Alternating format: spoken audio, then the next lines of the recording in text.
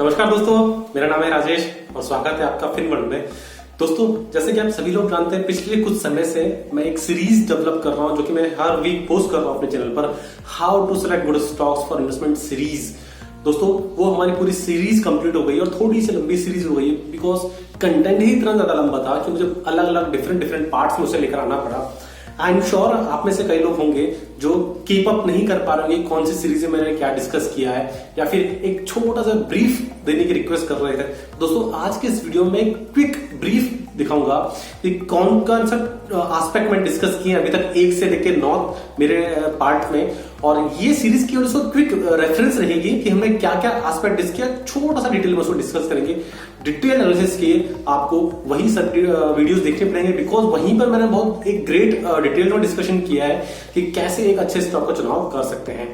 दोस्तों, पार्ट 1 में मैंने डिस्कस किया है, एक बैकग्राउंड एस्टेब्लिश करने की कोशिश करिए कि हमें इन्वेस्ट करने की आवश्यकता ही क्यों है, क्यों एज ए इंडिविजुअल हमें इन्वेस्ट करना चाहिए, और मोर सो क्यों हमें इन्वेस्ट करना है इक्विटी मार्केट में, क्यों हमें डायरेक्टली स्टॉक्स में इन्वेस्ट करना है और क्यों नहीं हम डायरेक्टली म्यूचुअल फंड में इन्वेस्ट करते हैं। दोस्तों, इसके अलावा मैंने पार्ट 1 में बात किया कि हमें मार्केट में इन्वेस्ट करने के लिए किन चीजों की आवश्यकता है और मोर इंपॉर्टेंटली किन चीजों की आवश्यकता नहीं है। कुछ लोग ऐसे होंगे जो ऐसा समझते होंगे कि मुझे मार्केट में इन्वेस्ट करने के लिए एक MBA फाइनेंस का बंदा होना चाहिए, या फिर एक बंदा CA है वही इन्वेस्ट कर सकता है मार्केट में, एक बंदा CFA है वही इन्वेस्ट कर सकता है। दोस्तों, ऐसी बात नहीं है।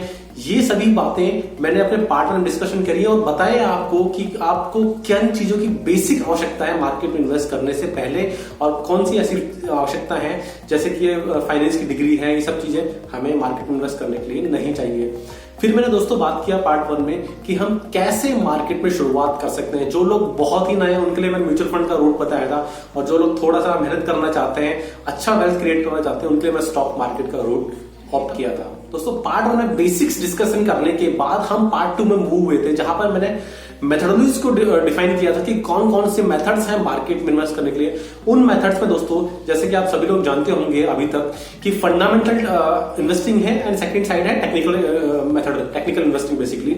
दोस्तों, मैं खुद एक फंडामेंटल इन्वेस्टर हूं, मैं फंडामेंटल इन्वेस्टिंग को फॉलो करता हूं। मैंने आपको उस वीडियो में पार्ट 2 में बताया कि कैसे फंडामेंटल एनालिसिस और टेक्निकल एनालिसिस किया जाता है किसी भी स्टॉक का। फंडामेंटल एनालिसिस और टेक्निकल एनालिसिस में क्या डिफरेंट है और दोनों में क्या क्या समानताएं हो सकती हैं और आपको कौन सी मेथोडोलॉजी अडॉप्ट करनी चाहिए। फंडामेंटल एनालिसिस में मैंने फर्दर डिस्कस किया कि ग्रोथ इन्वेस्टिंग क्या होता है और वैल्यू इन्वेस्टिंग क्या होता है। वर्ल्ड ओवर जो रिनोन इन्वेस्टर हैं, जो वर्ल्ड ओवर बहुत फेमस इन्वेस्टर है जिन्होंने खूब सारा पैसा कमाया मार्केट से, वो कौन सी इन्वेस्टिंग मेथोडोलॉजी फॉलो करते हैं और दोनों इन्वेस्टिंग मेथोडोलॉजी में क्या डिफरेंस है और दोनों में क्या क्या समानता है और कौन सी इन्वेस्टिंग मेथोडोलॉजी हमारे लिए फ्यूचर के लिए अच्छी मददगार साबित हो सकती है। इसके अलावा दोस्तों, मैंने पार्ट 2 में डिस्कस किया कि फंडामेंटल एनालिसिस के अंदर ही टॉप डाउन अप्रोच और bottom up approach. Top down approach में दोस्तों हम एक सेक्टर से, कंट्री से देखना शुरू करते हैं और नीचे एक स्टॉक तक पहुंच जाते हैं। बॉटम अप अप्रोच में हम डायरेक्टली स्टॉक्स को देखते हैं without looking at industry, without looking at sector. ये सब चीजें भी मैंने पार्ट 2 में डिस्कस करी है। नाउ पार्ट 1 और पार्ट 2 डिस्कशन करने के बाद हमें समझ में आया कि मार्केट में इन्वेस्ट करना है, लेकिन दोस्तों एज ऑन डेट तकरीबन 8,500 से ज्यादा कंपनियां मार्केट में लिस्टेड हैं। कौन सी कंपनी इन्वेस्ट करना चाहेंगे साहब, हमें नहीं पता। बहुत सारी कंपनियों में मेहनत करने की आवश्यकता नहीं है, इसलिए मैंने पार्ट 3 में टॉपिक लेकर आया शॉर्ट लिस्टिंग की। स्टॉक्स को शॉर्टलिस्ट करना बहुत जरूरी है, क्योंकि अगर हम स्टॉक को शॉर्टलिस्ट नहीं करेंगे तो सारी 8,500 कंपनियों में हमें एनालिसिस करना पड़ेगा, उन्हें देखना पड़ेगा, जो कि बहुत टाइम कंज्यूमिंग प्रोसेस है। तो पार्ट 3 में दोस्तों मैंने डिस्कस किया कि शॉर्टलिस्टिंग करना क्यों जरूरी है, शॉर्टलिस्टिंग कैसे कर सकते हैं, बहुत सारे टूल्स अवेलेबल है और कौन कौन से ऐसे पैरामीटर्स हैं, उन पैरामीटर के बेस पर शॉर्टलिस्टिंग किया जाता है। मैंने एक लाइव एग्जांपल दिया है आपको, screener.in की मदद से मैंने आपको बताया था कैसे आप अच्छी कंपनी को शॉर्टलिस्ट कर सकते हैं, देन ओनली आप उन कंपनियों को फर्दर रिसर्च कर सकते हैं। मैंने पार्ट 3 में आपको दिखाया कि तकरीबन 8,500 कंपनियां लिस्टेड है मार्केट में, लेकिन हमारे सामने के लिए 8 से 9-10 कंपनी आ जाती हैं जो कि हमारे क्राइटेरिया को मीट आउट करती है, और उस क्राइटेरिया के बेस पे हम फर्दर रिसर्च करना शुरू करते हैं कंपनी में। तो दोस्तों, शॉर्टलिस्टिंग से एक जो पूरा यूनिवर्स है स्टॉक्स का, वो बहुत सिमट कर बहुत थोड़ा सा हो जाता है और उस थोड़े से स्टॉक को यहाँ पे फर्दर एनालिसिस करने की आवश्यकता होती है। नाउ पार्ट 3 में शॉर्टलिस्टिंग करने के बाद हम पार्ट 4 से किसी भी कंपनी का डिटेल्ड एनालिसिस करने की शुरुआत करते हैं। दोस्तों, मैंने पार्ट 4 में बताया आपको कि डिटेल्ड एनालिसिस किसी भी कंपनी का अलग अलग डिफरेंट एस्पेक्ट के लिए किया जाता है। फाइनेंशियल एनालिसिस किया जाता है, मैनेजमेंट एनालिसिस किया जाता है। फोर्थ पार्ट में मैंने डिस्कशन किया है फाइनेंशियल एनालिसिस, और जब भी फाइनेंशियल एनालिसिस की दोस्तों बात आती है तो सबसे पहला जो नाम दिमाग में आता है वो आता है एनुअल रिपोर्ट। मैंने आपको पार्ट 4 में बताया कि एनुअल रिपोर्ट कैसे पढ़ा जाता है, कहां से आप एनुअल रिपोर्ट ले सकते हैं। और जैसे ही आप एनुअल रिपोर्ट खोलेंगे बहुत लंबे चौड़े पेज है, 300-400 पेज तक एनुअल रिपोर्ट होता है। तो कैसे उसे समराइज करें और कैसे उसे 10 से 15 मिनट में हम पढ़ सकते हैं। पार्ट 4 में दोस्तों मैंने बात किया फाइनेंशियल स्टेटमेंट्स के बारे में कि हम profit and loss statement, balance sheet और कैश फ्लो स्टेटमेंट कैसे एनालाइज कर सकते हैं। दोस्तों घबराने की बात नहीं है, कहने के लिए देखने के लिए बहुत लंबा लगता है P&L, balance sheet, cash flow statement, लेकिन मैंने बहुत इजीली उसको समराइज किया है और बताया है आपको कि कौन कौन से रेशियोज, कौन कौन से एस्पेक्ट अगर आप थोड़ा सा ध्यान से देखेंगे, थोड़ी सी मेहनत करेंगे केवल, तो आप एक गंदी कंपनी में फंसने से बच सकते हैं। बिकॉज वॉरेन बफेट कहते हैं कि इन्वेस्टिंग के केवल 2 ही रूल है। पहला रूल है do not lose your capital and second rule don't forget rule number 1। जैसे दोस्तों अपने कैपिटल को प्रिजर्व करना बहुत जरूरी है।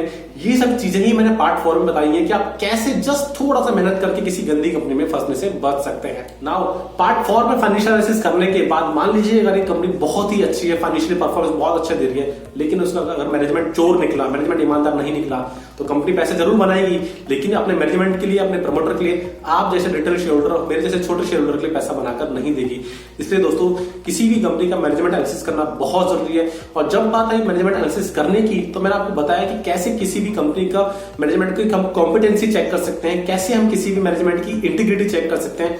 बहुत सारे टूल्स मैंने डिस्कस किए, डिविडेंड पॉलिसी डिस्कशन किया, रेमुनरेशन पॉलिसी में डिस्कस किया, उनके बहुत सारे प्रोजेक्ट एग्जीक्यूशन कैपेबिलिटीज के बारे में डिस्कशन किया और बताया मैंने आपको कि शेयर होल्डिंग पैटर्न की मदद से हम कैसे किसी भी कंपनी के मैनेजमेंट के बारे में एक अच्छा खासा गैस कर सकते हैं और हम देख सकते हैं कि क्या रियली वो मैनेजमेंट वर्थवाइल है कि हम उस कंपनी में पैसा इन्वेस्ट करें। दोस्तों पार्ट 6 में मैंने डिस्कस किया किसी बिजनेस के बारे में, क्या उस बिजनेस में इन्वेस्ट करना चाहिए या नहीं। और पार्ट 6 में ही मैंने आपको बताया किसी भी बिजनेस में मोट को कैसे आइडेंटिफाई किया जाता है। दोस्तों मोट होता है एक किले के चारों तरफ पानी भरा हुआ बहुत गहरा गड्ढा जिसको कोई भी पार करके ना आ सके। बिजनेस टर्म्स में दोस्तों जितना मोट जितना गहरा रहेगा, जितना लंबा रहेगा, उतना ही वेल्थ बनाने के ज्यादा चांसेस रहेंगे। और ये मोड को हम कैसे आइडेंटिफाई करें, कुछ मैंने मैट्रिक्स वहां यूज किए हैं, कुछ मैंने आपको हिस्टोरिक इंफॉर्मेशन बताया है कि कैसे कंपनी में ये मोड अवेलेबल है और इस मोड को बेंद पाना किसी अदर कॉम्पिटिटर के लिए, किसी अदर प्लेयर के लिए बहुत मुश्किल है। मोड को आइडेंटिफाई करने के मैंने कुछ रेशियोज बताए हैं, कुछ कैश फ्लो से रिलेटेड है, कुछ बैलेंस शीट से रिलेटेड है एंड सो ऑन। वो सभी आप उस पार्ट में जाकर देख सकते हैं। पार्ट 7 में दोस्तों मैंने बात किया है इंडस्ट्री एनालिसिस की। बिकॉज जिस भी कंपनी में आप इन्वेस्ट करेंगे वो कंपनी किसी ना किसी इंडस्ट्री को बिलोंग करती है, किसी ना किसी सेक्टर को बिलोंग करती है। दोस्तों जब वो सेक्टर ही अच्छा परफॉर्म नहीं करेगा तो डेफिनेटली अधिक चांसेस है कि वो इंडस्ट्री भी अच्छा परफॉर्म नहीं कर पाएगी।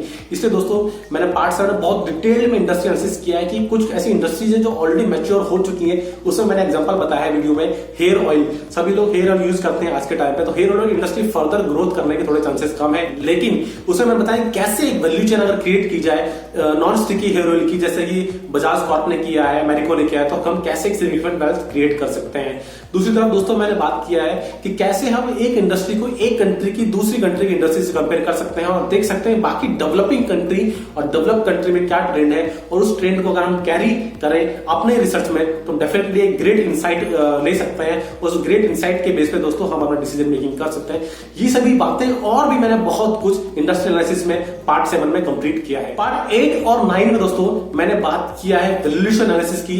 Because at the end of the day अगर सभी चीजें ठीक लगी, फाइनेंशियल परफॉर्मेंस कंपनी की अच्छी है, मैनेजमेंट एनालिसिस में भी हमें सब कुछ अच्छा लगा, बिजनेस परफॉर्मेंस में कंपनी की बहुत अच्छी है, कंपनी के पास बहुत हेवीली मोड अवेलेबल है, इंडस्ट्रियल एनालिसिस में सब कुछ अच्छा निकला, लेकिन अगर कंपनी का बिजनेस ये सब करने के बाद लेकिन उस कंपनी का वैल्यूएशन ही ओवर वैल्यूड है तो क्या ऐसी कंपनी में इन्वेस्ट करने का फायदा होगा? जी नहीं दोस्तों।